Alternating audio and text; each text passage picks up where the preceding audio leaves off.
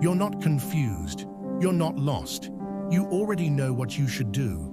You're just hoping the decision will become easier if you wait long enough. But it doesn't. If anything, the waiting makes it heavier. Because deep down, you're not waiting for clarity. You're waiting for courage. And those are not the same thing. There's a moment most people don't talk about, when the right decision becomes obvious, but acting on it feels impossible. Ending the relationship, changing the job, setting the boundary, walking away. You don't delay because you don't understand.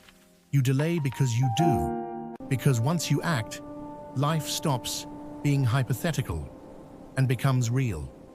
And reality removes the comfort of imagining different outcomes. As long as you don't decide, everything still feels possible. The relationship might improve, the situation might change. You might feel different tomorrow, but that sense of possibility is often just avoidance wearing a hopeful mask. The brain doesn't like irreversible moves. It prefers options, possibilities, escape routes, so it creates a strange illusion. If I don't decide, I'm still in control. But not deciding is still a decision. It's just one that feels safer in the moment. Waiting gives you temporary relief. Acting forces permanent change. And relief is addictive. It lowers the tension just enough to convince you that postponing was the right choice. But relief fades, and the discomfort returns, stronger than before. Because now, you're not only facing the decision, you're facing the fact that you avoided it. Most people aren't searching for the right answer. They're searching for an answer that doesn't hurt. So they gather more opinions, more advice, more time, not to become wiser, but to delay discomfort. Because clarity removes excuses, and excuses protect comfort. At some point, you realize something unsettling. You're not stuck because you don't know. You're stuck because you know too well. The longer you wait, the more energy it consumes. You replay the same thoughts over and over without moving forward. It's exhausting, not because the decision is unclear, but because you're living in tension without resolution. Waiting feels passive, but internally, it's draining. It steals attention from everything else. Even moments that should feel calm carry an undercurrent of unease. Because unfinished decisions don't stay quiet in the background. They linger, and they grow louder the longer they're ignored. Eventually, the discomfort of staying where you are becomes equal to the fear of moving forward. That's when people finally act. Not because the decision got easier, but because staying the same became harder.